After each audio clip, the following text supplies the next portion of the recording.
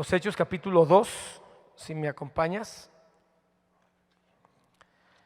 Hechos capítulo 2, vamos a leer y ya de ahí platicamos. Hechos capítulo 2.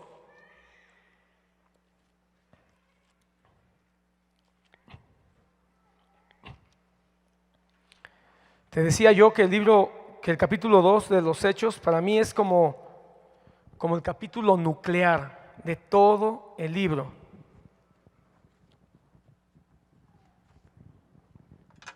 ¿Por qué nuclear? Porque de ahí se desprenden muchas cosas que se empiezan como que a repetir, como que a insistir, como que a afirmar en el resto del libro de los Hechos. Entonces, por eso es muy importante que miremos cómo está el libro de los Hechos, porque comienza el libro de los Hechos con una reunión de la iglesia, ¿verdad? Y durante todo el libro de los Hechos nos vamos a encontrar con la vida de la iglesia.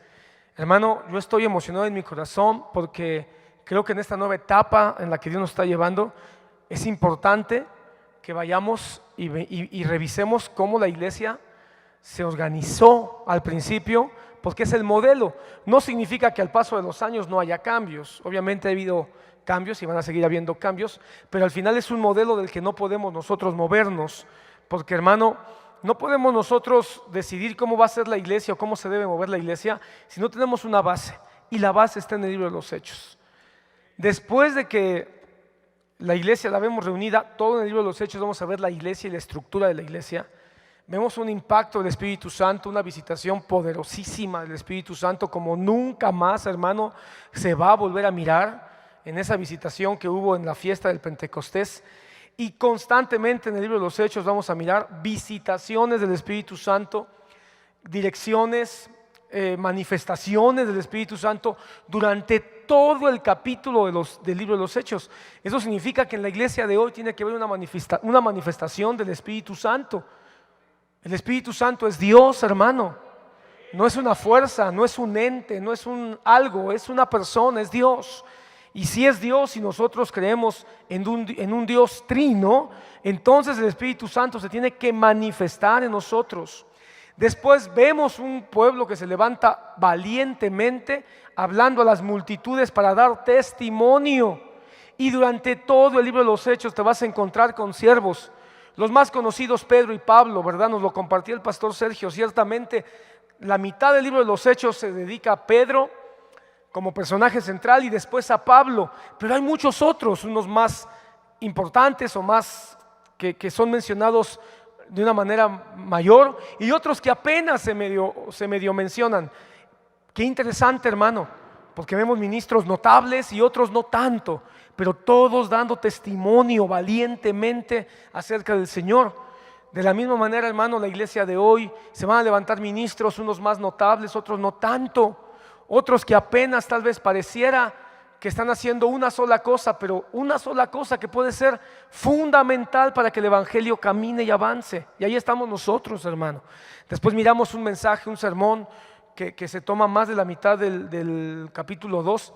Un mensaje muy bien estructurado, con puntos muy específicos, con una estructura central o centralizada en Cristo Jesús y en la palabra de Dios, lo cual nos muestra, hermano, que así tiene que ser el mensaje de hoy.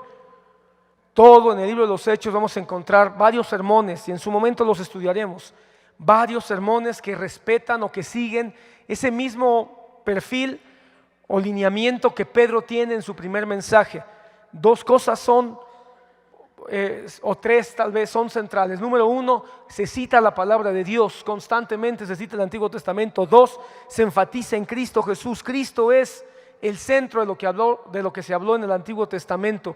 Y número tres, hay un mensaje a que la gente tome una decisión, haga algo al respecto. Y después de eso, hermano, hay un efecto y hay una organización, que eso lo vamos a ver con calma.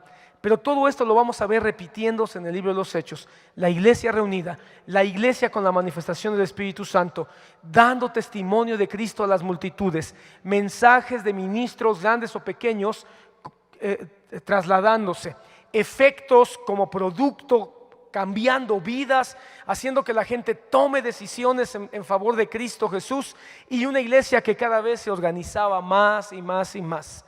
Ese es el modelo. Hermano, ¿te recuerdas de esa frase que mencionó el hermano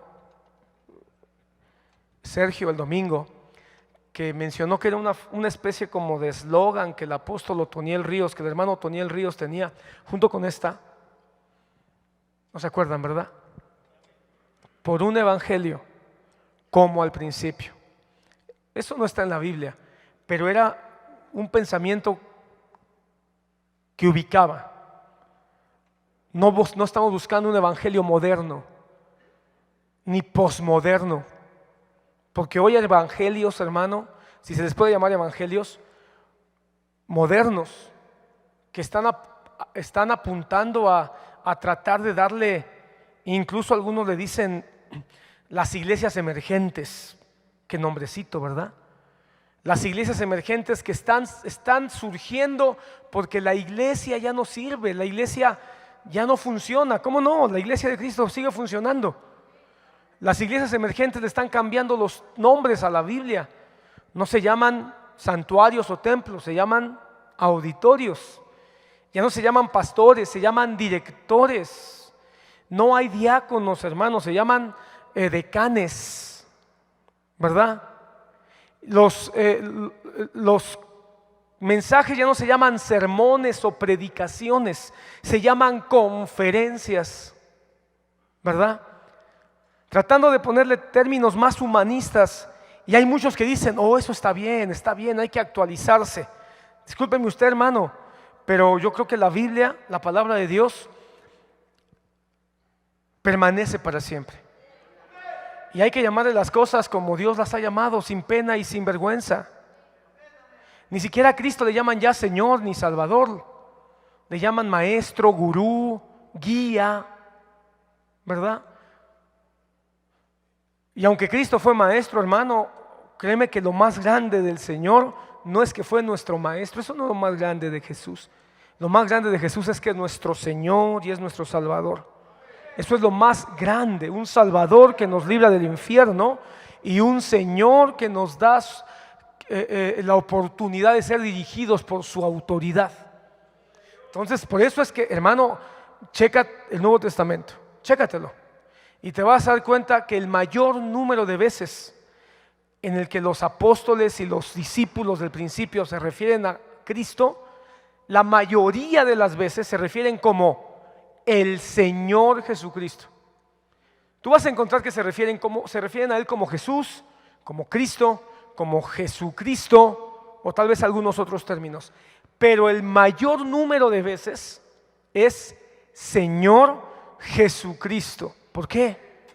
Porque en esa expresión Señor Jesucristo se denotan claramente que Jesucristo es el Dios, es el Rey y es el Salvador de la humanidad. Entonces, hermano, ¿por qué darle otros adjetivos? Pero hoy lo que quiero hablar contigo, hermano, es después de que vimos a la iglesia reunida, unánime y junta, que vemos a la iglesia con una visitación del Espíritu Santo donde se manifiestan todos los dones, hermano, todos los dones de Corintios capítulo 9. Todo esto ya lo miramos. Te lo estoy platicando porque hoy hay más gente que normalmente hay los miércoles. Y vimos el mensaje poderoso de Pedro, analizando los dos pasajes de la Biblia, o los tres pasajes de la Biblia que cita, y demuestra cómo Cristo está escondido en las Escrituras, y que Jesús, el que murió en la cruz, es el Mesías prometido del cual habló Joel y del cual habló David en los Salmos, y que demuestra que es Dios hecho carne. Hay un efecto, y es del efecto del que yo quiero hablar. Pero antes de hablarte de esto, bueno, vamos a mirar el pasaje. Hechos capítulo 2, versículo 37 al 42. Déjame leer el pasaje y después lo desmenuzamos.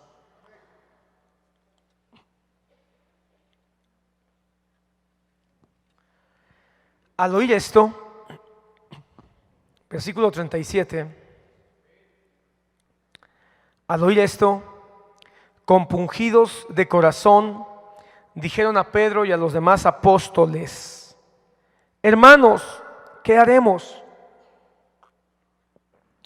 Y Pedro les dijo: arrepentíos y sed bautizados cada uno de vosotros en el nombre de Jesucristo para perdón de vuestros pecados, y recibiréis el don del Espíritu Santo. Porque la promesa es para vosotros y para vuestros hijos y para todos los que están lejos, para tantos como el Señor nuestro Dios llame. Y con muchas otras palabras testificaba solemnemente y les exhortaba diciendo: sed salvos de esta perversa generación.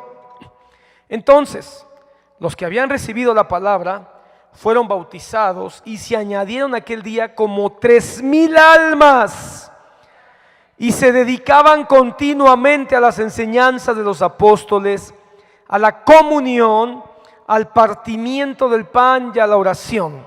Amén. Que el Señor bendiga su palabra. Vamos a leer hasta ahí en esta oportunidad, pero antes de entrar a los detalles, así que tenemos toda la noche, no hay prisa. Amén. Si alguien se duerme a las 10 de la noche, hermano, hoy someta su cuerpo. Amén.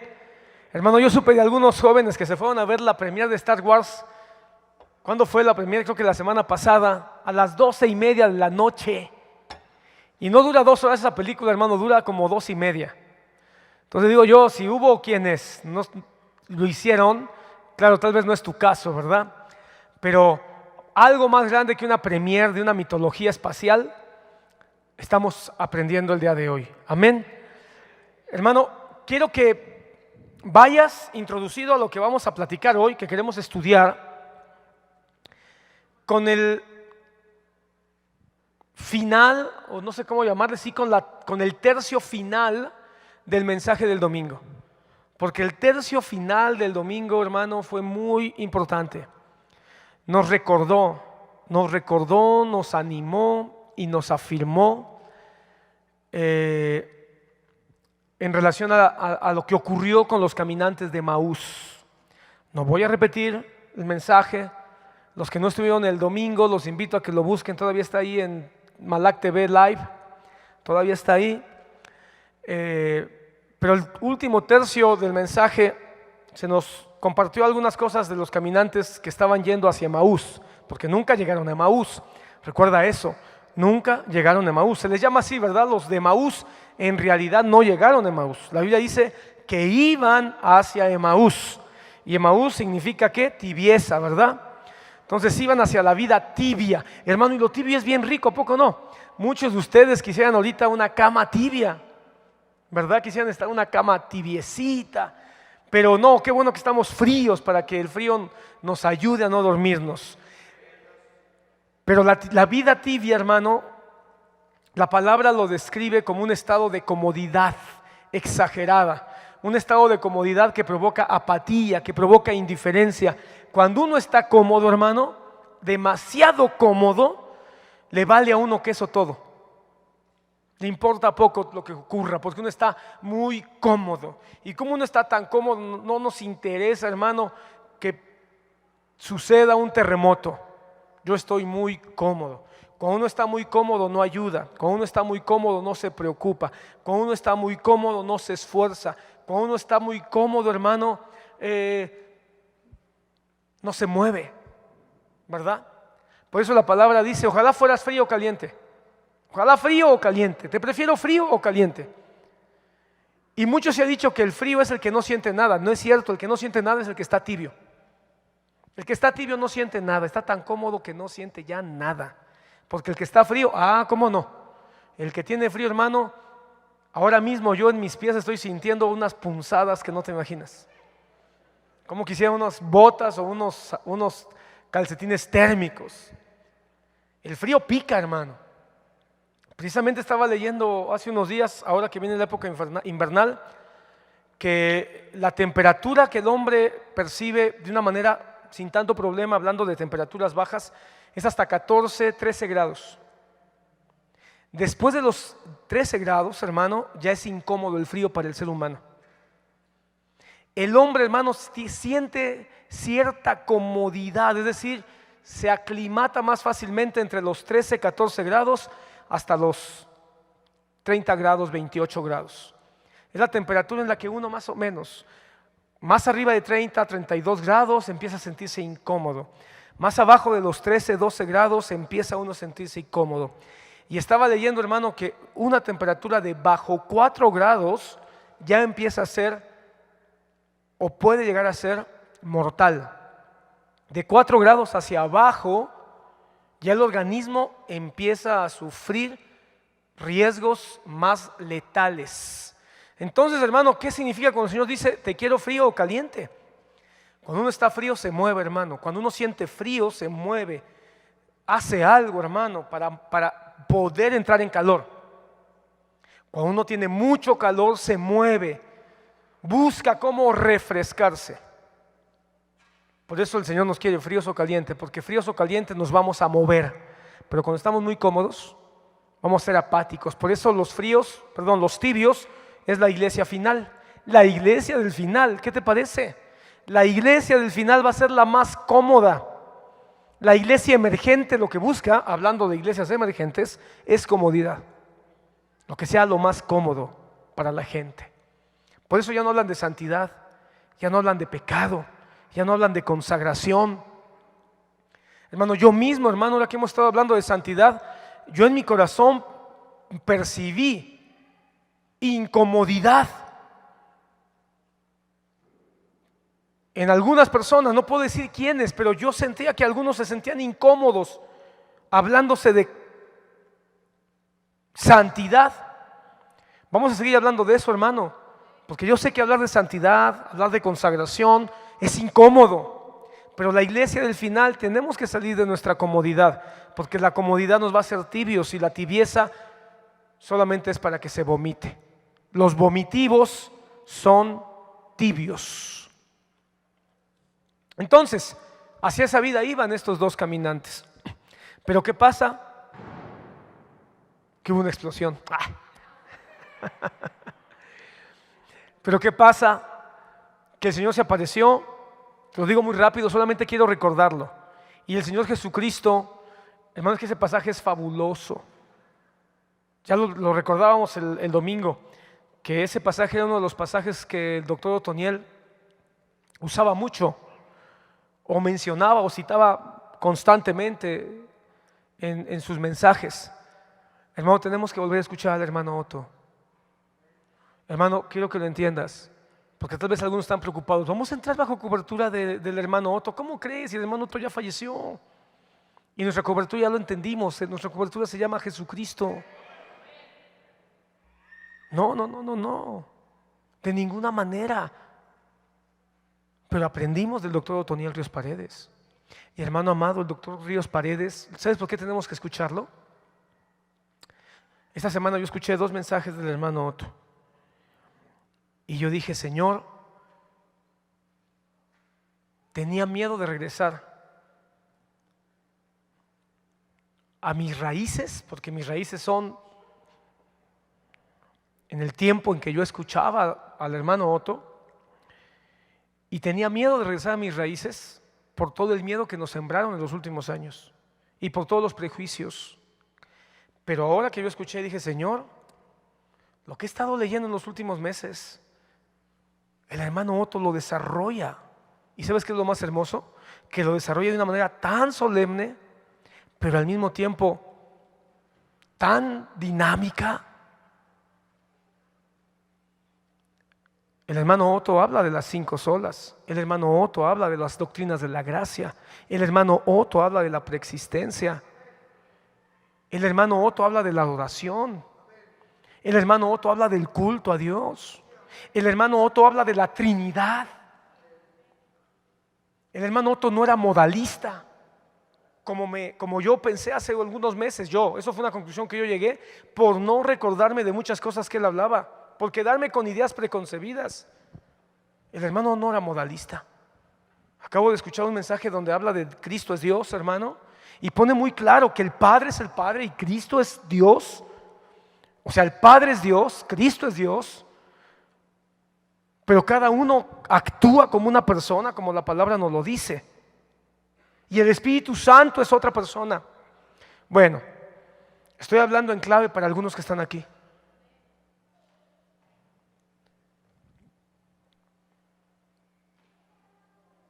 Yo te invito, hermano, a que escuchemos al hermano Otto.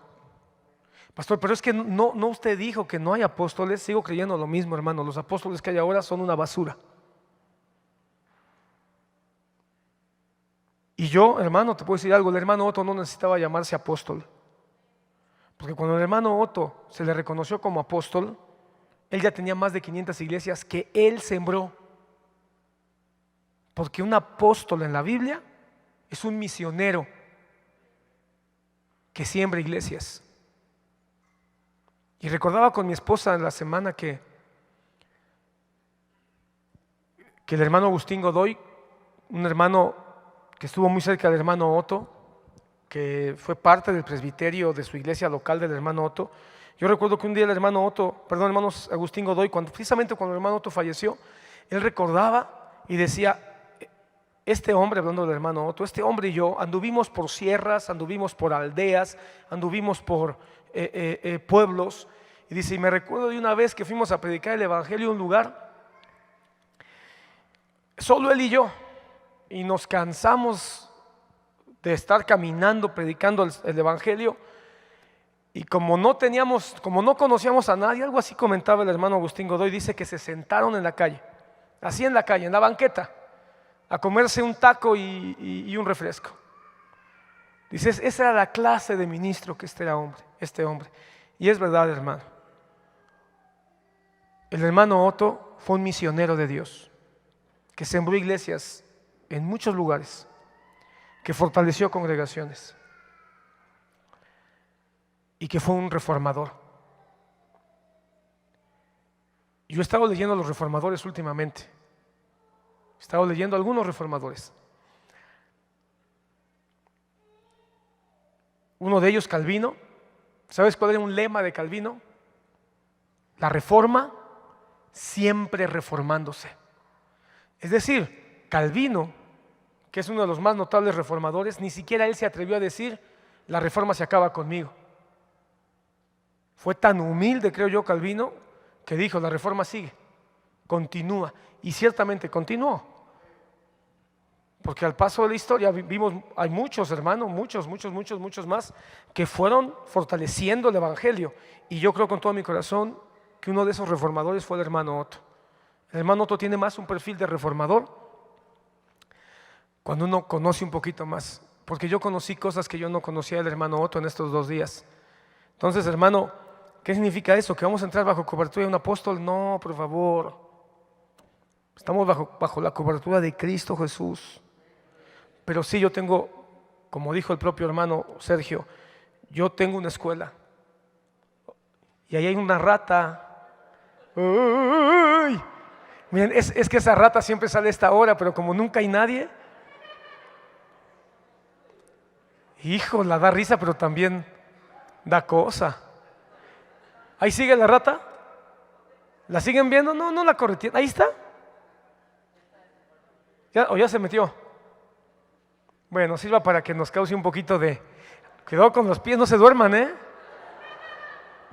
No se duerman, no vaya a ser que haya otra por allá, vaya a estar su hermanito de esa rata por allá. O por acá.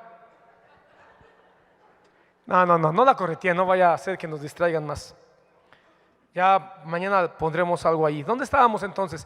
No, entonces, hermano, por favor, tal vez estoy abriendo mi corazón de una manera adelantada, pero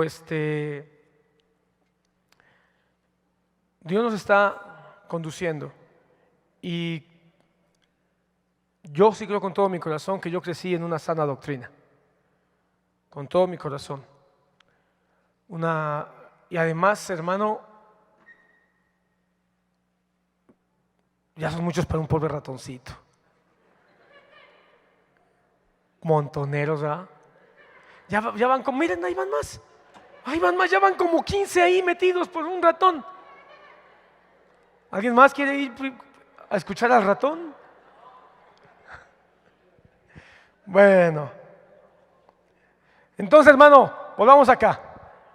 Se nos recordó, digo porque esto que el hermano Sergio compartió, lo escuchamos en tiempos del hermano Otto, por un evangelio como al principio. Pero ¿qué ocurrió en el camino de Maús? Pon atención, volvamos acá.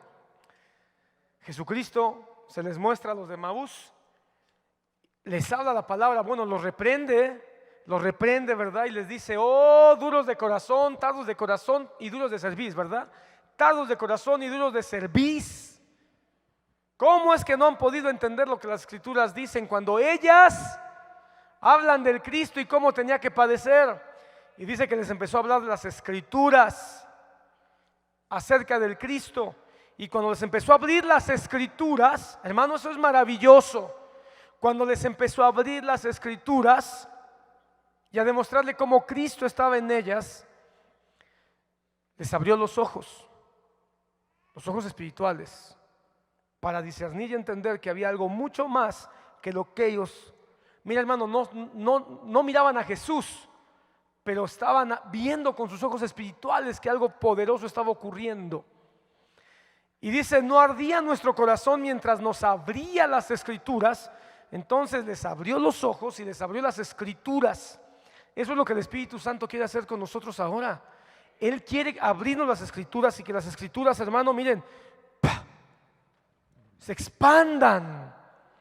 ¿Qué? ¿Lo agarraron o no? 15 para que no la agarren. Entonces, hermano, se expandan las escrituras por su Espíritu Santo y que el corazón arda. Y al final que nos compartieron, se abrió la mente, ¿verdad? Les abrió el entendimiento para que vieran cómo las escrituras hablaban de Él. Eso ocurrió en el sermón de Pedro. Si tú leíste con atención, eso ocurrió. Cuando Pedro les habló, ahí vas a ver cómo les abrió las escrituras, les abrió los ojos y les abrió la mente. Eso quiere decir, hermano, que eso es lo que tiene que estar ocurriendo cada vez que el Señor esté entre nosotros, abriéndonos las escrituras.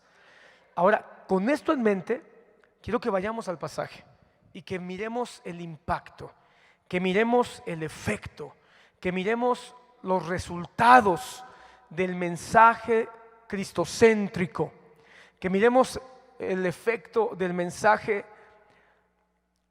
basado profundamente en las escrituras, que miremos el efecto del mensaje de un hombre que tenía la llenura del Espíritu Santo, y que miremos si eso está ocurriendo en nosotros o no. Dice la palabra.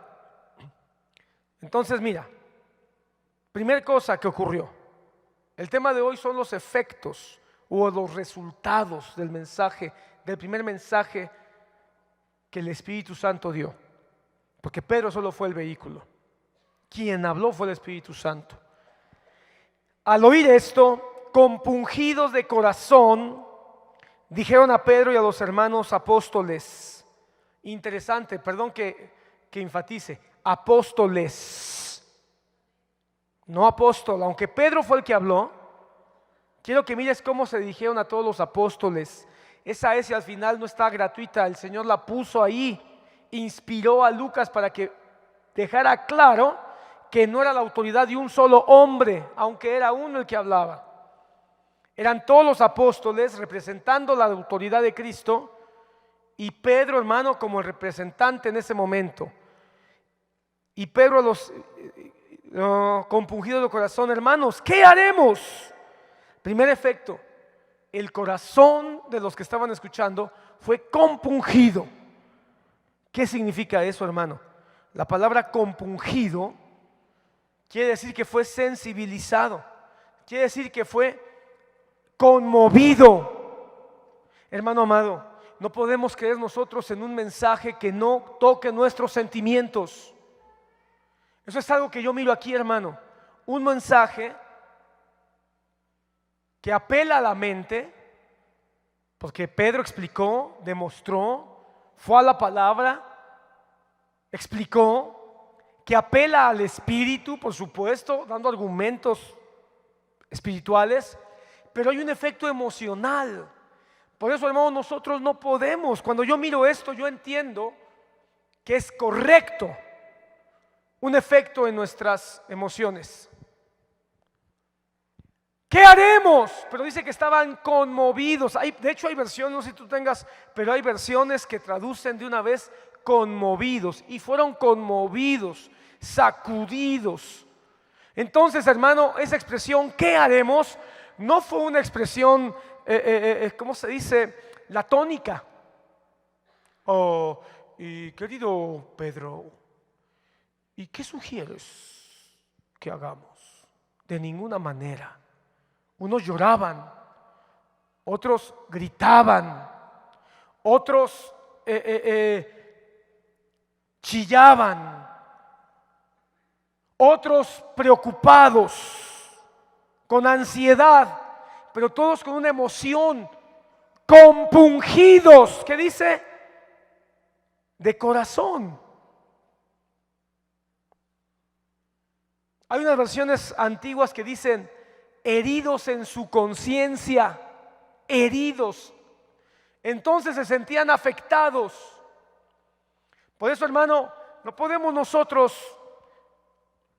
ser apáticos ante la palabra si es que la palabra está haciendo algo. Por eso, hermano, entendí por qué el hermano Sergio Noriega insistía: si estás sintiendo algo, manifiéstalo. Si estás de acuerdo y la palabra está haciendo algo, exprésalo. Tal vez, hermano, las heridas que nos hemos llevado por otras razones, no por la palabra. Ojalá la palabra de Dios nos hiriera todos los domingos, todos los cultos. Porque si la palabra de Dios nos hiere, es una herida para hacer una operación.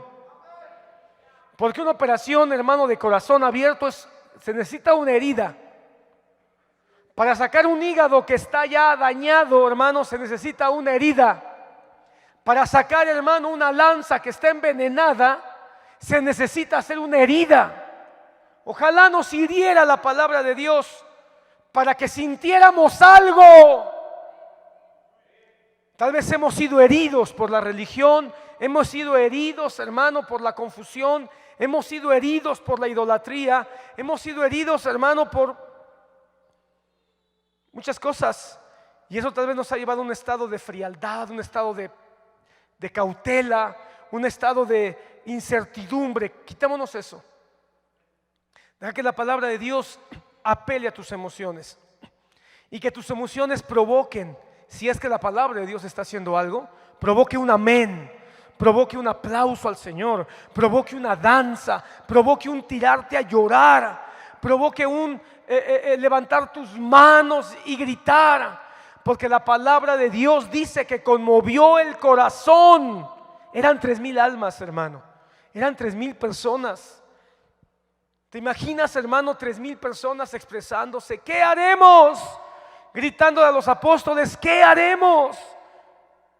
Eso debe haber sido, hermano, ¿cómo se dice? Un tumulto, tiene un nombre. Se levantaron todas las voces, hermano, en un clamor. ¿Te imaginas 3,000 personas? En ese momento yo creo que Pedro se sintió, no sé si se esperaba o no esa reacción. 3,000 personas con las manos estiradas, unos gritando, como decía antes, llorando, pero todos sintiendo algo. Seguramente había más de 3,000. 3,000 son los que entregaron su vida al Señor. ¿Te imaginas ese momento? Así que la primera reacción es que hubo emoción. No una emoción vacía, ni una emoción fabricada, ni una emoción conducida, ni una emoción provocada de una manera manipulada, sino fue una emoción original, natural, producto de la palabra de Dios que estaba llegando a ellos. No podían permanecer indiferentes ante la palabra de Dios. Por eso, hermano, no podemos permanecer indiferentes ante la palabra de Dios. No pelees con tu corazón. Cuando la palabra de Dios esté haciendo algo, deja que te toque, deja que te hiera, deja que te cause esa herida. No pongas una barrera, no, yo soy fuerte. No pongas una barrera de, no, eso no es para mí. No pongas una barrera de, yo creo que eso es una palabra muy dura. No, si reacciono se van a dar cuenta que yo estoy en esa situación. Deja que la palabra te toque. Quitémonos ya las barreras, quitémonos ya las corazas, las armaduras. A veces tenemos miedo de llorar porque decimos, se va a dar cuenta que yo estoy en pecado. Porque así es el diablo, te dice, mira, todos están viendo, todos están viendo, todos están viendo. Y no es cierto, nadie te ve. Finalmente cada uno está enfocado en su propia necesidad y en su propio propósito que Dios tiene. Pero a veces el enemigo te dice, no, no te muestres débil, no te muestres frágil, no te muestres necesitado. No vaya a ser que abusen de ti. No vaya a ser que se den cuenta que tú no eres tan espiritual como tratas de aparentar. Tantos años que te ha costado construir esa apariencia de santo, de que no te ocurre nada, de que no tienes ningún problema, y ahora vas a llorar. Y ahora vas a pasar al frente a decirle al Señor, perdóname. Ponte a pensar, la gente va a decir, ¿y por qué ese hermano pide perdón? Entonces no es tan bueno. Pero eso es lo que el enemigo nos construye acá. Si la palabra te hiere, te imaginas 3,000 personas diciendo, ¿qué haremos? Y como producto de esa reacción, de esos resultados, Pedro les dijo, segunda cosa, arrepentíos, arrepentíos. Mira, hermano, cuando oyeron la palabra igual que los de Maús que estaban oyendo, su corazón ardió, su corazón empezó a arder. ¿Qué haremos? Aunque estaban oyendo, estaban viendo. Pon atención. Aunque estaban oyendo, empezaron a ver. Por eso la palabra dice que la fe viene por el oír. Porque cuando uno oye, se produce fe, y por la fe comenzamos a ver. Ellos comenzaron a ver la vida de una manera diferente, comenzaron a ver su propia vida de una manera distinta. Por eso te decía, ocurrió lo de Maús. Sus ojos fueron abiertos cuando oyeron. ¿Qué haremos? Y la respuesta, arrepentíos. Hermano, hablemos del arrepentimiento, porque el arrepentimiento es fundamental. La palabra dice que Juan Bautista venía predicando el evangelio de arrepentimiento, bautizaba para arrepentimiento y perdón de pecados. Hermano amado, el arrepentimiento es lo que precede, lo que te empuja. Arrepentíos. Hermano, hay quien se queda compungido de corazón, pero no avanza el arrepentimiento. El Señor es el que nos va a llevar al genuino arrepentimiento. El Señor es el que nos va a conducir, pero tenemos que entender qué es eso para poder identificarlo en nuestras vidas. Porque muchos pueden quedarse nada más compungidos, como Judas, que sintió remordimiento, pero no se arrepintió. Hermano, el arrepentimiento, la palabra dice claramente que es un cambio de mente, es un cambio de dirección. El arrepentimiento es dar la media vuelta e ir en la dirección contraria. Entonces, cuando Pedro les dice arrepentíos, ellos con el compungimiento ya estaban en el camino. Por eso, aunque los sentimientos son importantes, aunque debemos dejar que la palabra nos hiera y nos cause una conmoción, no nos quedemos solo en el llorar, no nos quedemos solo en el gritar, no nos quedemos solo en el gemir. Permitamos que avance la palabra de Dios en nuestra vida y nos conduzca al arrepentimiento. Porque el arrepentimiento es el cambio de dirección. Es cuando el Espíritu Santo comienza a decirte, no puedes más con esa vida, no puedes más con esa manera, no puedes más. Y permitimos que el Espíritu Santo, quiero leerte dos pasajes. No, un pasaje que está ahí no pierdas ese texto en Hechos. Segunda a los Corintios 7. Segunda a los Corintios 7.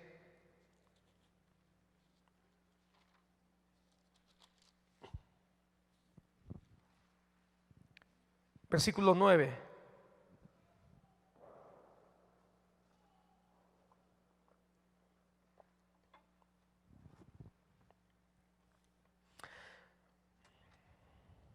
Mira el versículo 8. Déjame leerte el versículo 8 para que entiendas lo que es el compungimiento sin arrepentimiento. Porque si bien os causé tristeza con mi carta, no me pesa. Se pasa el Pablo, ¿verdad? Si bien os causé tristeza, me vale. No me pesa. Aun cuando me pesó, como diciendo al principio, pues la verdad sí un poquito, pero después se me quitó. ¿Sabes qué? Le pasó como ahora los jóvenes, ¿verdad? Que suben, que dicen, cuando les escribí la carta diciéndoles que eran unos adúlteros, que eran unos idólatras, que eran unos divisores, unos rebeldes, unos desordenados, pues la verdad sí me pesó. Pero me acordé después de que ustedes son duros de corazón y se me quitó, ¿verdad? Sí me pesó un poquito al principio, pero veo que esa carta os causó tristeza, aunque solo por poco tiempo. Eso es lo que causa cuando no hay arrepentimiento. Pablo dice, me enteré que se entristecieron de mi primer carta. Lee la primera carta, hermano, con calma, y vas a ver que es una carta muy, muy fuerte. Es una carta dura. Se pusieron de chillones los corintios cuando se les empezó a hablar duro. A veces uno como pastor también les ve la cara cuando uno está hablando duro y les ve la cara y uno dice, ay no, mejor ahí muere porque ¿qué tal que se van? ¿Verdad? Pero ojalá la tristeza causara un efecto. Por eso Pablo dice, pero cuando vi que nada más fueron puras emociones y no causó un efecto, se me olvidó y por eso ya les vuelvo a escribir. Pablo está diciendo, les vuelvo a escribir porque mi primera carta ya me di cuenta que no fue suficiente. Me causó un poco de tristeza, me pesó un poco su tristeza, pero cuando me doy cuenta que su tristeza fue solo por poco tiempo, ahora, con las nuevas noticias, me regocijo. No de que fuisteis entristecidos, mira, sino de que fuisteis entristecidos para arrepentimiento. Ok, entonces eso es otra cosa. La tristeza sola, eso es contristamiento vacío. Pero si nos empuja al arrepentimiento, entonces tiene sentido, porque fuisteis entristecidos conforme a la voluntad de Dios, para que no sufrieras pérdida de parte nuestra. Ve el versículo 10. Porque la tristeza, que es conforme a la voluntad de Dios, produce un arrepentimiento que conduce a la salvación, sin dejar pesar, pero la tristeza del mundo produce muerte. Entonces queda claro, de todos modos vamos a tener tristeza.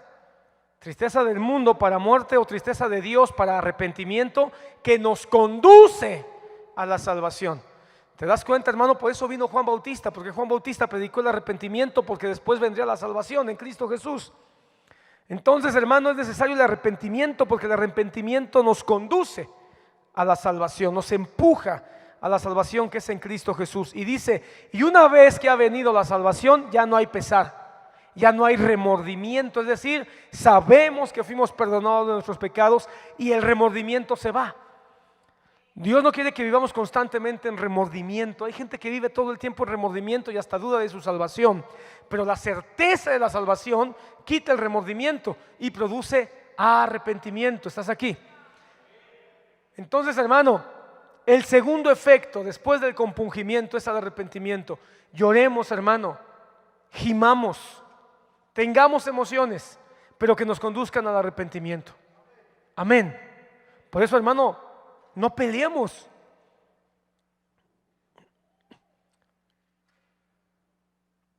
De repente contenemos nuestras emociones porque la palabra es solemne. Porque la palabra es muy solemne. Sí es solemne, hermano. Pero eso no significa que no tengamos libertad para dejar que la palabra, porque es santa, precisamente porque es santa, quiere tocar nuestro corazón. Y el que es tocado por la palabra de Dios no puede permanecer apático. El arrepentimiento, hermano, nos mueve. Porque el arrepentimiento en su significado más sencillo es esto. ¿Cómo es? ¿Cómo decía la escolta? ¿Cómo es? Ya se me olvidó. ¿Cómo es? ¿Y de ahí para dónde? ¿Para la derecha? No. Pero ese es el arrepentimiento. El simple movimiento de una dirección a otra. Entonces, hermano, necesitamos cambiar de dirección.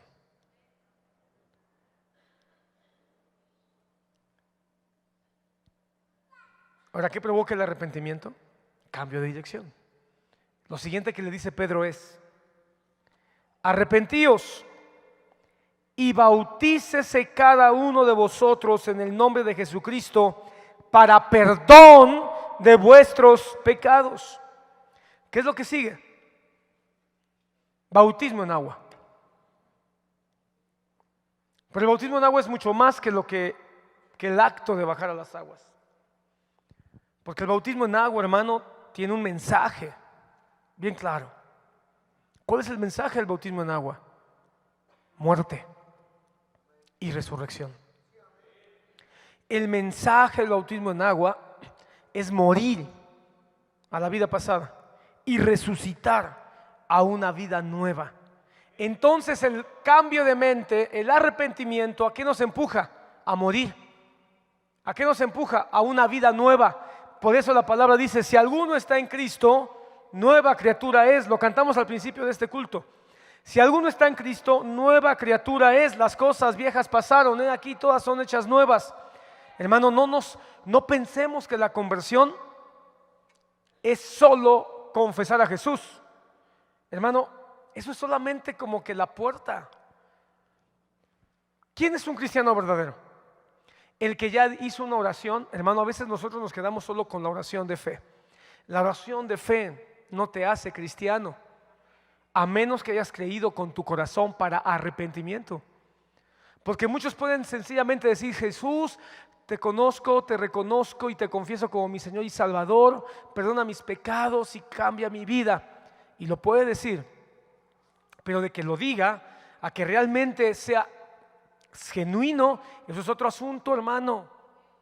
Porque muchos pueden confesar a Jesús por compromiso, muchos por interés, muchos sencillamente porque se sienten con remordimiento. Muchos tú puedes decirle a alguien que para ser salvo tiene que confesar a Jesús, y él puede decir: bueno, lo voy a confesar para ver si se me van mis problemas. Lo voy a confesar para ver si así sano de mis enfermedades. Lo voy a confesar para ver si así consigo una casa nueva o un mejor trabajo. Y no está confesando a Cristo para salvación. No está confesando a Cristo porque reconozca que Él es un pecador. Dicho sea de paso, ¿tú confesaste a Cristo Jesús reconociendo que eras pecador? ¿O lo confesaste porque te dijeron que tu vida iba a ser mejor? Porque te dijeron que tus problemas iban a acabar. Confesaste a Jesús porque te dijeron: mira, confiesa a Jesús y vas a ver que las cosas buenas van a suceder. No, confesar a Jesús es porque reconocemos que merecemos la muerte, porque somos pecadores y necesitamos a Dios, y Dios se hizo carne. El arrepentimiento es hasta cambiar mi mente en eso.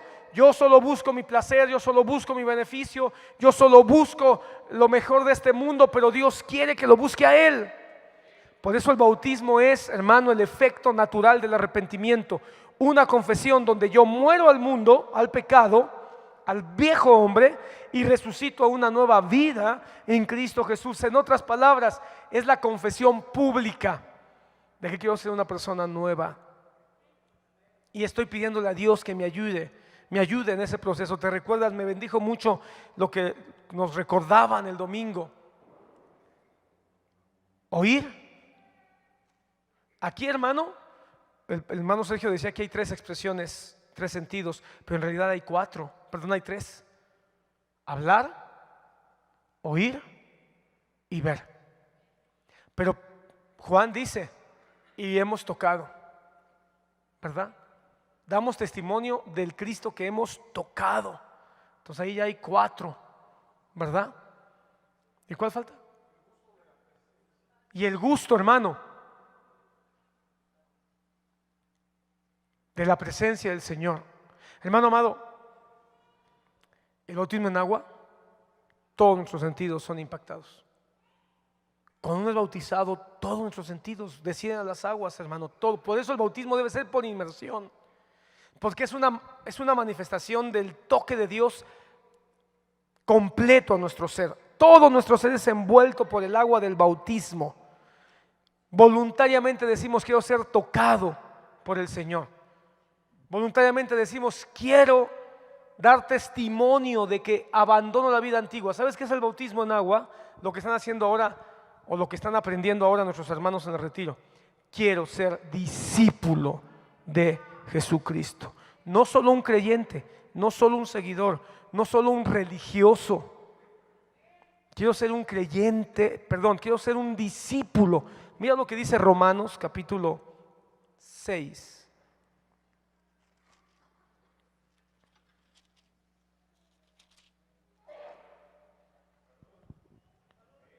Capítulo 6 de Romanos.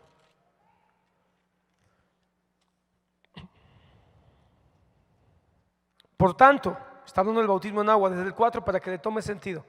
¿O no sabéis que todos los que hemos sido bautizados en Cristo Jesús hemos sido bautizados en su muerte? Entonces, hermano, el bautismo es una confesión de muerte. Por tanto, hemos sido sepultados con Él por medio del bautismo para muerte, a fin de que como Cristo resucitó de entre los muertos por la gloria del Padre, así también nosotros andemos en novedad de vida. Entonces el bautismo en agua, hermano, es una petición a Dios y una confesión de fe de que queremos caminar en santidad. El principio de la consagración está en el bautismo en agua, hermano. Porque el que se bautiza está apartando, se está diciendo: quiero una vida nueva. ¿Hay luchas? Sí. ¿Hay batallas? Por supuesto. ¿Hay tropiezos? Sí. Pero el bautismo en agua es una confesión de que quiero consagrarme. Por eso, hermano, no podemos nosotros practicar un bautismo religioso donde es solo bautízate para que seas miembro de la iglesia local. ¿Cómo? Eso no dice la Biblia. Bautízate para que seas parte de nosotros. No, el bautismo no es membresía. Es algo mucho más grande que eso. El bautismo es una confesión pública de que yo muero al mundo y quiero ser discípulo, consagrarme para que el mundo sepa que yo soy hijo de Dios. Por eso Pedro lo que está diciendo es: arrepiéntanse, cambien la vida, ahora bajen a las aguas, para que el mundo sepa que ahora ustedes son testigos. Hermano, lo que dijo el hermano Sergio es verdad. Tenemos que ser testigos y hacer, hermano, que cada butaca vacía en este lugar haya una persona producto del testimonio de hombres y mujeres arrepentidos que quieren consagrarse y quieren ser testigos para que muchos más vengan al arrepentimiento genuino. No te conformes cuando tú veas que alguien acepta a Jesús. Le compartiste a tu comadre y tu comadre aceptó a Cristo y lo confesó con sus labios. No te conformes. Mientras no siente el deseo ardiente de bajar a las aguas y congregarse, no podemos estar seguros de que sea cristiano. Es más, yo ni siquiera estoy seguro de que seas cristiano tú. ¿Cómo saberlo? Solo el Espíritu Santo lo sabe. Hermano, yo no entiendo cómo hay personas que llevan 10 años y dicen: yo me voy a bautizar cuando sienta. No entiendo.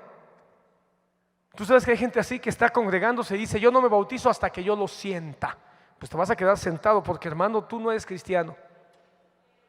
Si tú te resistes en bautizarte es porque no tienes intención de arrepentirte, no tienes en tu corazón el anhelo de ser una nueva persona. Por eso no te bautizas. Tú no eres cristiano. El que hayas hecho una oración un día y a lo mejor lloraste, no te hace cristiano. La confesión no te hace cristiano. La conversión tiene dos momentos clave. Uno, el que confesare con sus labios, y dos, creyere en su corazón. El asunto es que la confesión todos la escuchamos, pero el creer en su corazón solo el Espíritu Santo lo sabe. Y cuando uno creyó en su corazón, entonces el Espíritu Santo te empuja para que te bautices. Por eso, hermano, el bautizo no se le puede prohibir a la gente, porque cuando uno es cristiano realmente uno anhela bautizarse. Y, y es al revés. Los que se quieren bautizar nos presionan a uno para que hagamos bautizos. Pero el que no es cristiano, hermano, hasta tiembla, dicen, hay otra vez bautizos. No, que no vengan a molestar, que no venga el pastor, que no venga el hermano Marcial a decirme, hermano, ¿y se va a bautizar esta vez? No, que no se le ocurra. Hasta tienen miedo cuando saben que hay bautizos. No, lo que tú tienes es una buena religión y te sientes muy cómodo. Te gustan los cantos a lo mejor. Te gustan las danzas, pero tú no eres cristiano. El cristiano confiesa y cree y tiembla por la palabra y quiere que el mundo sepa, y por eso quiere bajar a las aguas, y por eso le duele cuando comete un pecado, y por eso busca que el Espíritu Santo le ayude.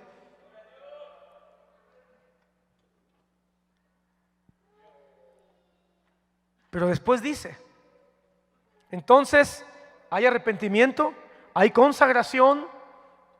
El bautismo en agua yo lo pondría como un símbolo de la consagración. Y después dice ahí, Hechos capítulo 2, versículo 38, segunda parte: bautícese cada uno en el nombre de Jesucristo para perdón de vuestros pecados. Hermano, entonces tenemos un Cristo que nos perdonó nuestros pecados.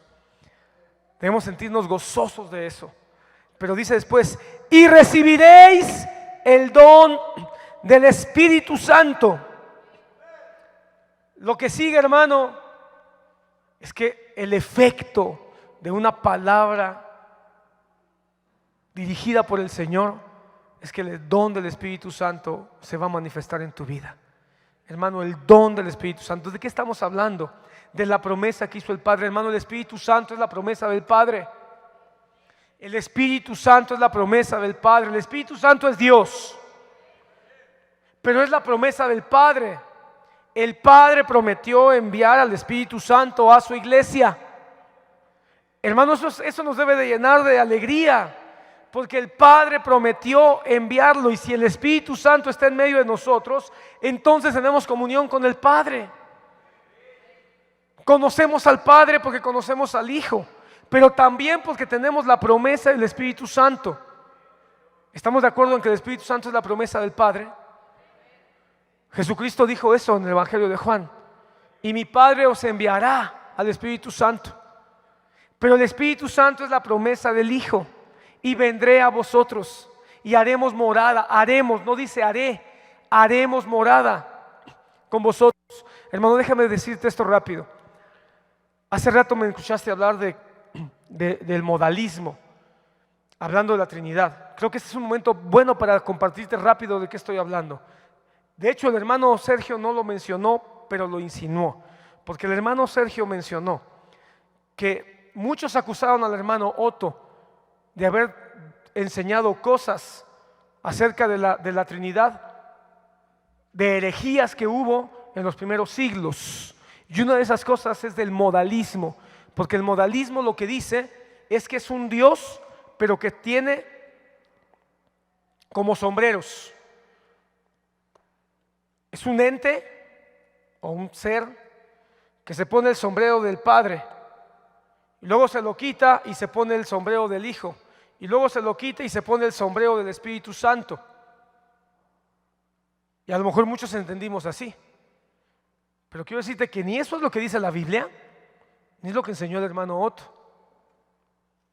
Yo llegué a pensar que sí, porque te voy a decir algo, hermano, a veces se transmite esto como teléfono descompuesto. Si tú aprendiste eso así, eso estuvo mal. Porque vuelvo a insistir, ni la Biblia lo dice, ni el hermano Otto lo enseñó así. La Trinidad es el Padre, el Hijo y el Espíritu Santo. El modalismo lo que dice es que es un ente que hoy es el Padre, mañana es el Hijo y después es el Espíritu Santo. Como que se cambia de trajes. Así pintan a Zeus los griegos. Pero Dios no es un Dios mitológico. Dios es Padre, Dios es Hijo Dios es Espíritu Santo. Y hermano, y lo acabo de escuchar. Lo mismo que decían los reformadores, el hermano Otto así lo enseña. Dios es una misma sustancia, pero en tres personas. Es una misma sustancia, una sustancia indivisible que lo hace Dios. Pero el Padre siempre es Padre, el Hijo siempre es Hijo y el Espíritu Santo siempre es Espíritu Santo. Y el Padre es Dios y el Hijo es Dios y el Espíritu Santo es Dios y son una misma sustancia, indivisible. Eso significa que cuando Cristo Jesús vino a la cruz, ¿quién vino a la cruz? Vino Dios, Hijo, que es el Padre. Pero no fue el Padre el que vino a la cruz. No fue el Padre el que vino a la cruz, hermano. Ni fue el Espíritu Santo el que vino a la cruz. Fue el Hijo. Hermano, la Trinidad es complicada. Y yo creo que, hermano, como dijo un puritano, si nosotros lográramos entender la Trinidad, entonces Dios ya no es Dios, dejaría de ser Dios. Porque el día que nosotros digamos que entendimos la Trinidad, entonces Dios es finito. Porque Dios es del tamaño de nuestro cerebro, de nuestra mente. Pero como Dios es inmenso, es más grande que toda la creación, entonces jamás vamos a poder entender la Trinidad. O al menos no con este cuerpo. No, al menos no con esta carne. Yo no sé, tal vez ni siquiera en un estado ya, cuando venga el tiempo de estar con el Señor, ni siquiera ahí entenderemos la Trinidad. A Dios jamás nadie le ha visto ni le verá. Sin embargo, Dios ha prometido que vamos a ver al Señor. ¿Cómo vimos a Dios? En Cristo, hermano. En Cristo Jesús nosotros ya vimos a Dios. Por eso Dios se hizo hombre. Pero es una misma sustancia. Hermano, no me quiero salir del tema, pero sí sentí aclararlo. Porque cuando dice que el Padre enviará al Espíritu Santo, no pienses que es el Padre que se cambia, se pone el traje de Espíritu Santo y ya vino. O que es el Dios que hoy se toma el sombrero de hijo y se lo quita. Hermano, cuando dice Cristo, no me toques, le dijo a la mujer, porque no he subido al Padre. Lo que está diciendo es eso. No he subido al Padre. Lo que está diciendo es, el Padre está en su trono y yo, el Verbo, voy a su encuentro. Y alguien seguramente está pensando, entonces, ¿son tres dioses? No, no son tres dioses, son uno solo porque comparten una misma sustancia. Ese es el gran misterio de la Trinidad. Comparten una misma sustancia indivisible. Se pertenecen, el Padre, el Hijo y el Espíritu Santo se pertenecen de manera indivisible. El Padre es soberano, el Hijo es soberano, el Espíritu Santo es soberano. El Padre es omnisciente, el Hijo es omnisciente, el Espíritu Santo es omnisciente. El Padre es santo, el Hijo es santo, el Espíritu Santo es santo. Todos y cada uno de los atributos los tiene el Padre, los tiene el Hijo, los tiene el Espíritu Santo y por eso son una misma sustancia. La cuadridimensión la entendimos mal, nos la enseñaron mal. Porque la cuadridimensión, hermano, es una doctrina separada a la Trinidad. La unión de los tres no es el Elyon, eso no es así. Porque los tres siempre permanecen en su estructura definida de Padre, Hijo y Espíritu Santo, todo el tiempo. Así que, hermano, no hay un asunto de que los tres se juntan, así como un mazacote. Los tres se juntan en una unidad perfecta, pero manteniendo perfectamente su personalidad, porque son personas. Hermanos, si nosotros decimos que el Padre, el Hijo y el Espíritu Santo son solamente una manifestación separada de un Dios, entonces ya no son tres personas, serían una sola persona con tres figuras. Y eso no dice la Biblia. La Biblia dice que son tres personas pero un solo Dios. Y dijo Dios, hagamos. Dijo Dios, un solo Dios, hagamos una pluralidad de personas. Y vio Abraham a tres varones que venían a él, y postrándose ante los tres varones les dijo, Señor y Dios mío. ¿Cómo? Solo por revelación Abraham entendió que eran tres, pero eran uno. Solo por revelación. Dime, ¿dónde está ahí? Cuando vemos a los tres varones que se presentaron a Abraham, ¿dónde vemos ahí la unión masacotuda? Cada uno con su personalidad. Y miren, es tan glorioso que dice que dos se fueron y se quedó uno con Abraham. Y no perdieron su sustancia de unidad. Es sorprendente, hermano. Ahí lo vamos a tener que detallar. Pero viene por eso, hermano.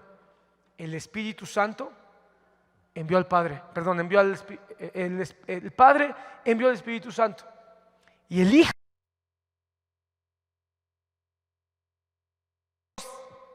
completo y absoluto vino.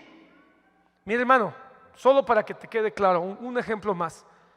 Cristo va a la cruz, pero dice que el Padre lo resucitó por el poder del Espíritu Santo. Hermano, ¿sabes qué es lo que nos provoca el secreto, el misterio de la Trinidad? Entender la victoria de la resurrección, hermano. Entender la victoria de la resurrección. Porque si es un solo Dios que se transforma y se pone en modos, por eso se llama modalismo, se pone en modos, entonces ¿cómo se levanta? Entonces, ¿cómo se levanta del infierno Dios? ¿Cómo se levanta? Pues que Él es Dios todopoderoso, correcto, pero necesitaba una manifestación indisoluble del Padre y una intervención indisoluble del poder del Espíritu Santo para que se levantara el Verbo. Tal vez eso fue algo que Satanás no calculó, que Dios es uno, pero es trino. Nunca lo calculó. Ni Satanás mismo creo que lo haya entendido. Así que, hermano, el Padre es el Padre, el Hijo es el Hijo, el Espíritu Santo es el Espíritu Santo, y estos tres son uno. Amén. Si lo entiendes o lo recibes por la fe, estamos en buen camino. Ya más adelante tal vez vamos a abundar un poco más. Amén. Por lo pronto quédate con esta bendición. El Padre envió al Espíritu Santo, el Hijo envió al Espíritu Santo, y el Espíritu Santo enviado vino para estar con nosotros. Y a través del Espíritu Santo es que ahora nosotros tenemos acceso a la divinidad. Tenemos acceso a toda la gloria de la divinidad. Porque ¿sabes qué es lo más maravilloso del Espíritu Santo? Que el Espíritu Santo siempre ha estado desde el principio. Desde el principio está el Padre, el Hijo y el Espíritu Santo actuando. En el principio creó Dios los cielos y la tierra. Ahí está el Padre. Y el Espíritu Santo se movía sobre la faz de las aguas, sobre el caos. Ahí está el Espíritu Santo. Y dijo Dios, sea la luz. Y cuando dijo Dios, ahí vemos al Verbo, ¿verdad? Actuando. Ahí está el Padre, Hijo y Espíritu Santo. Así ha sido siempre. Pero en el Antiguo Testamento, hermano, el Padre enviaba al Espíritu Santo, pero sobre su pueblo. El Señor enviaba al Espíritu Santo a sus profetas para que estuviera envolviéndolos. Pero la gloria de ahora es que el don del Espíritu Santo ha venido dentro de nosotros. Ha enviado el don del Espíritu Santo. Es un regalo que no se cumplió en Israel, que no se cumplió en los profetas. Se cumple en la iglesia, en la manifestación de la iglesia.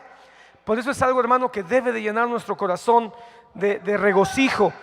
Porque un efecto, escucha, un efecto de la iglesia verdadera es tener el don del Espíritu Santo. Versículo 39, fíjate cómo dice: porque la promesa es para vosotros y para vuestros hijos. Es una promesa, hermano, que va a trascender generaciones, que va a trascender generaciones. La promesa es para ustedes y para vuestros hijos.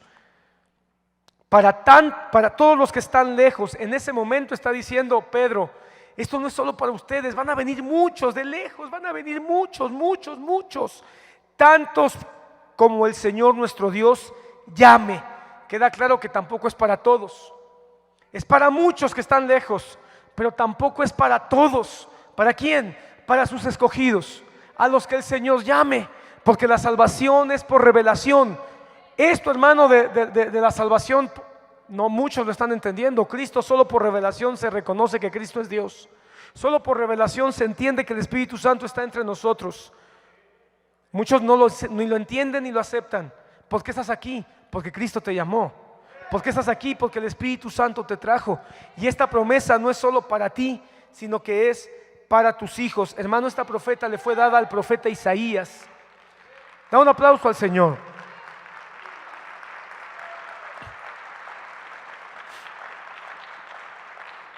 Voy rápido, hermano, avanzo un poco más. Hermano amado, esta es la parte central que yo quiero compartir contigo. Porque la promesa del Espíritu Santo es una evidencia de la iglesia que tiene que existir hoy. La iglesia del principio tenía como evidencia el mover del Espíritu Santo. El mover del Espíritu Santo es algo que el Señor envió como promesa. No podemos nosotros creer en el Espíritu Santo y no dejar que hable. No podemos nosotros decir que creemos en el Espíritu Santo o que decimos tener el Espíritu Santo y no permitir que actúe. No podemos nosotros decir que la promesa del Espíritu Santo está dentro de nosotros como nunca ha existido y no dar libertad para que se manifiesten los dones, los ministerios y las funciones que el Espíritu Santo quiere que se muevan en una iglesia. Hermanos, es la promesa de Isaías. Quiero que me acompañes rápido, hermano. Necesito leerte este texto. Isaías 44.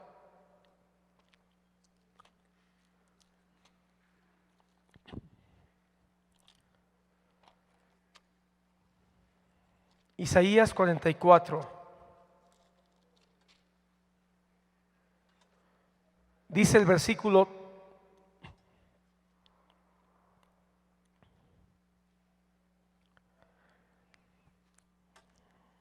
1, déjame leerte el 1, el 2 y el 3.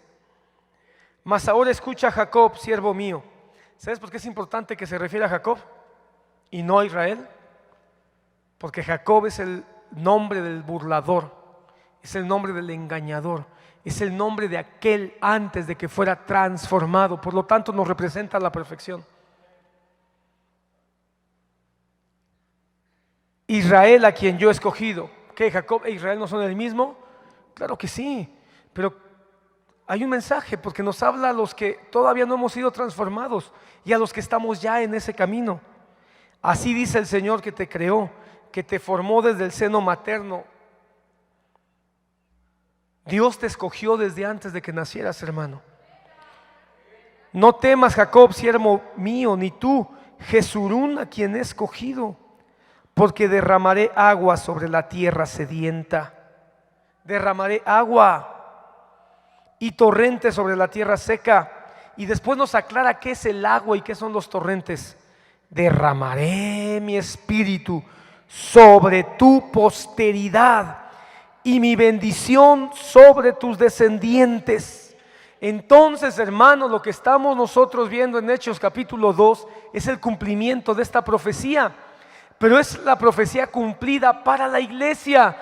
Dios quiere que su iglesia tenga torrentes de agua viva. Y esos torrentes de agua viva es el mover del Espíritu Santo. Hermano, yo ya te demostré cómo en el capítulo 2 de Hechos está el don de lenguas, está el don de profecía, está el don de ciencia, está el don de sabiduría, está el don de discernimiento de espíritus, está el don de interpretación de lenguas, está el don de fe, está el don de sanidades y está el don de milagros. En el capítulo 3 está el don de milagros. Hermano amado, lo que está ocurriendo en el capítulo 2 es una manifestación completa. Nos hemos quedado solo viendo las lenguas, pero la realidad es que están todos los dones y se están moviendo. Ahora entiendes por qué las 3,000 personas están que tiemblan diciendo ¿qué haremos? Porque el Espíritu Santo está en todo su esplendor manifestándose en medio de Pedro y de todos los apóstoles y de todos los que estaban ahí reunidos. Entonces, hermano, el arrepentimiento es lo que el Espíritu Santo. ¿Por qué crees que ellos? Bueno, volvamos otra vez desde el principio. ¿Qué provocó que tuvieran, como dice, compungimiento? El Espíritu Santo lo hizo. ¿Qué fue lo que hizo que tuvieran arrepentimiento? El Espíritu Santo lo hizo. ¿Qué fue lo que ellos fueran invitados a bautizarse y aceptaran cambiar su vida y consagrarse? El Espíritu Santo. Y ahora lo entienden a plenitud. Ustedes están recibiendo el don del Espíritu Santo. Y después de eso ocurren dos cosas más que te las voy a decir muy rápido. Dice, y con muchas otras palabras testificaba solemnemente y les exhortaba diciendo: sed salvos de esta perversa generación. Entonces los que habían recibido su palabra fueron bautizados. Mire, hermano, fueron rapidito. Fueron bautizados 3,000. Y se añadieron aquel día como 3,000. Pon atención, hermano. Ya sé que estamos en la hora más difícil.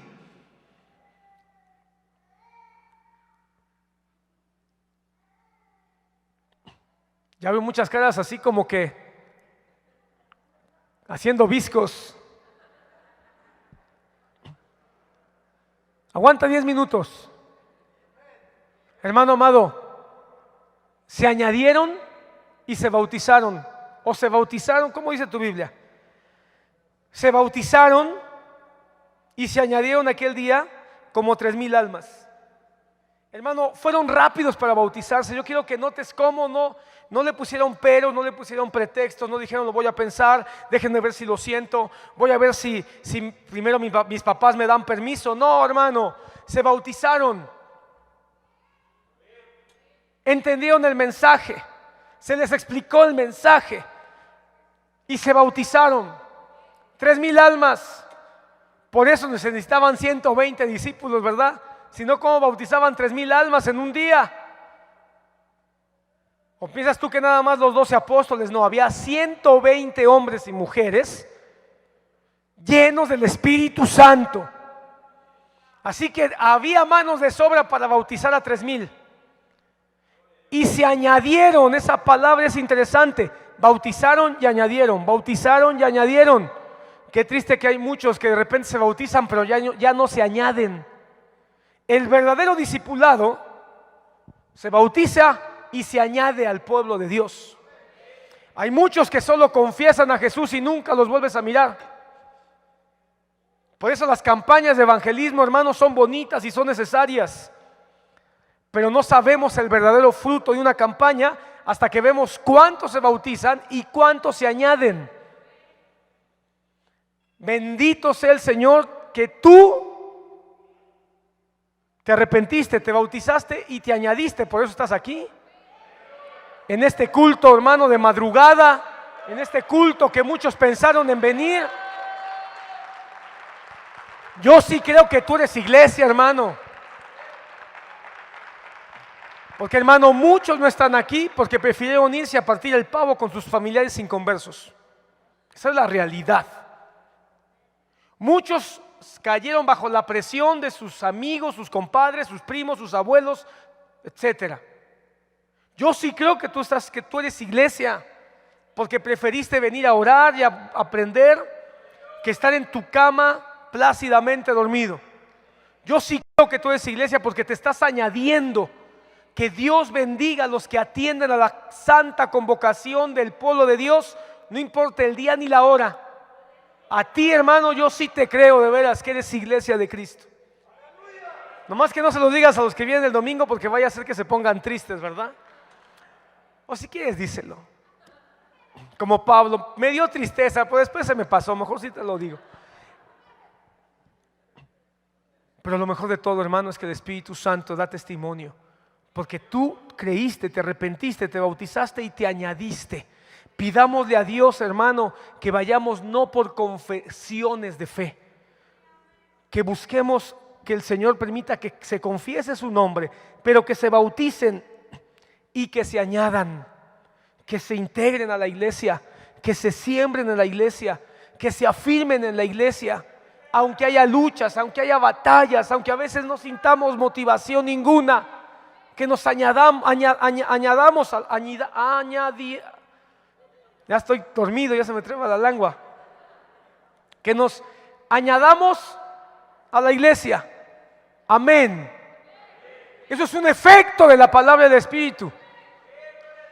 Y un último efecto, hermano. Y termino y regreso, necesito regresar. Fueron bautizados y se añadieron aquel día como 3,000 almas. 42. No sé cómo diga tu Biblia. Hay una Biblia que dice perseveraban en las enseñanzas. Esta versión dice se dedicaban continuamente a las enseñanzas de los apóstoles, a la comunión, al partimiento del pan y a la oración. Hermano, aquí nace la estructura de la iglesia. Comienza a haber una estructura, un orden. La iglesia tiene orden. Hermano, no te confundas. La iglesia necesita un orden, una disciplina, necesita fundamentos. Aquí comenzó, hermano, la estructura. Conforme avanza el libro de los Hechos, esta estructura se va haciendo más sólida. Pero hay un orden y hay cosas fundamentales. 4 cosas. No las vamos a ver ahora, las vamos a mirar la siguiente semana en el culto de Año Nuevo. Vamos a mirar los fundamentos de la iglesia primitiva. Pero yo quiero que mires hoy que perseveraban en estas 4 cosas. Perseverar, hermano, me encantó la definición que nos compartió el hermano Sergio. Da la idea de alguien que lleva una carga muy pesada y aunque está pesada, sigue cargándola y sigue avanzando. Eso es perseverar. El que no importa el costo, no importa el esfuerzo, no importa lo que se tenga que pagar, no importa cuánto falte por avanzar, uno no se detiene. La perseverancia no tiene nada que ver con velocidad. La perseverancia no tiene nada que ver con inteligencia. La perseverancia no tiene nada que ver con fuerza. La perseverancia tiene que ver con eso, con persistencia. No sé mucho, no puedo mucho, ni tengo mucho, pero sigo avanzando. Pero continúo adelante. Entonces, hermano, perseveraban en estas 4 cosas. Y si ellos perseveraban al principio, es decir, continuaban, eran constantes, eran disciplinados, eran ordenados, le daban gran relevancia, ¿por qué no hemos de hacerlo ahora nosotros? A estas 4 cosas las vamos a mirar con calma, hermano. La enseñanza de los apóstoles, la oración, el partimiento del pan y la comunión unos con otros. Creo que hay que verlo. Quiero decirte, hermano, que tenemos años, muchos años, que estos 4 fundamentos los hemos abrazado nosotros en la iglesia Monte del Señor, pero hay que renovarlos, hay que refrescarlos. Pero hoy quédate con la idea, hay que perseverar. Ese es el mensaje que yo recibí el domingo de alguna manera. Persevera en lo que ya en lo que ya has recibido. ¿Para qué andas buscando? Persevera. Persevera. Tenemos que volver al principio. No tenemos que inventar el hilo negro. No tenemos que andar buscando como que si nunca supiéramos cuál es el camino. Ya lo caminamos, ya anduvimos en él, ya vimos los resultados, hermano. Ya probamos las mieles de la sana doctrina, ya probamos las mieles de una ministración profunda, ya probamos la gloria de una manifestación del Espíritu Santo. No tenemos que estar buscando dónde parar, solo hay que volver al principio y el principio está en su palabra. Perseveremos en eso. Regresemos al principio y perseveremos en eso. Y hermano amado, hoy quiero ministrar todo esto, pero en particular, hermano, yo quiero ministrar y pedir al Espíritu Santo que su don te llene.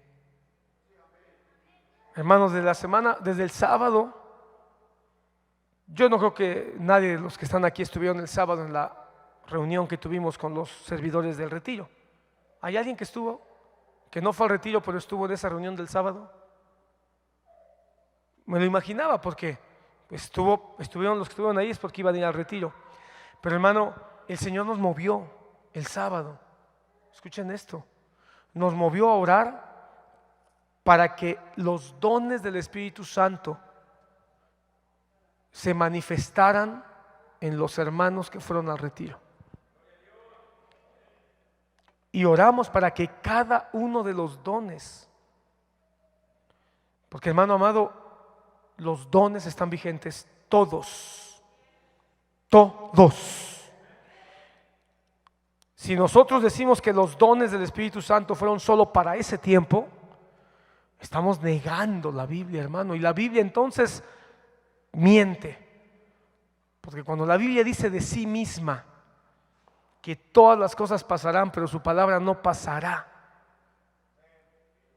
Y cuando la palabra de Dios dice que su palabra permanece para siempre, si los dones no están vigentes, si los ministerios no están vigentes, entonces la palabra de Dios miente. Y la palabra de Dios es veraz. Dios es veraz. Y todos los dones, los de Efesios 4, los de Romanos 12 y los de Corintios 12, todos están vigentes.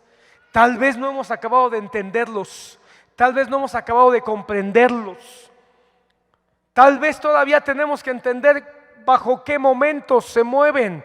Pero una cosa sí sé, que eso es asunto del Espíritu Santo, porque el Espíritu Santo reparte como Él quiere.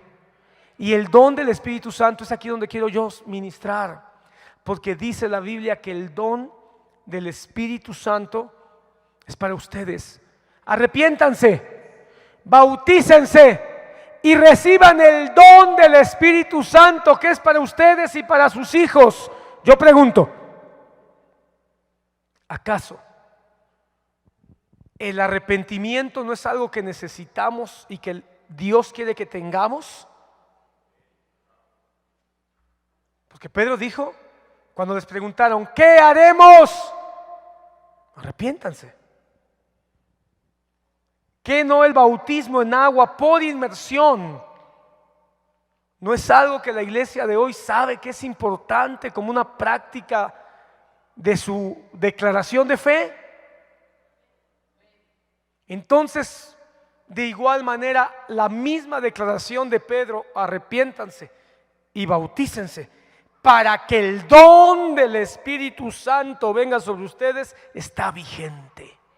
Y el don del Espíritu Santo, hermano, es la llenura del Espíritu Santo para hablar, para testificar. El don del Espíritu Santo es la guianza del Espíritu Santo, hermano, para que su palabra llegue lejos, para que su testimonio, el testimonio de Cristo, toque corazones. Y el Espíritu Santo vendrá sobre vosotros y los guiará a toda verdad y les recordará todas las cosas que os he dicho y testificará de mí y les traerá conocimiento de la justicia, del juicio y del pecado. Todo eso el Espíritu Santo lo quiere hacer en nosotros y quiere que seamos envueltos del Espíritu Santo para que seamos valientes. No tengas miedo de consagrarte, no te tengas miedo a la santidad, no le rehuyamos a la santidad. No lo vas a hacer tú. Para eso Dios mandó el don de su Espíritu Santo.